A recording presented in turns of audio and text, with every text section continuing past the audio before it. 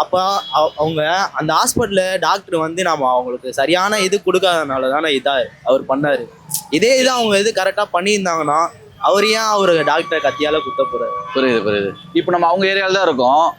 அவர் உங்களுக்கு முன்ன பின்ன தெரியுமா? எப்படிப்பட்டவர் அவரு? அவர் நல்லவர் தான் ப்ரோ.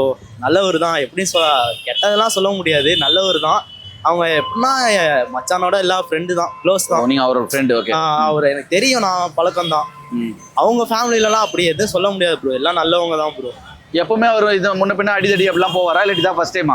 அடிதடிலாம் போக மாட்டார் ப்ரோ. அவர் நீட்டானவர் தான், வேலைக்கு போவார், டீசெண்டாக இருப்பார், அப்படி இருக்கவர் தான். ஆனால் அவங்க அம்மாவுக்குன்னு அந்த இது சூழ்நிலை வரும்போது தான் அவர் முழுக்க முழுக்க வந்து பார்த்தீங்கன்னா இவர் செஞ்ச தப்பு மட்டுமே வந்து வெளியே பேசிட்டு இருக்காங்க. டாக்டர் சைடு என்ன ஆச்சுன்னு சொல்லிட்டு சரியான இது வரவே இல்லை. இல்லைன்னா அதை பற்றி நீங்கள் என்ன நினைக்கிறீங்க?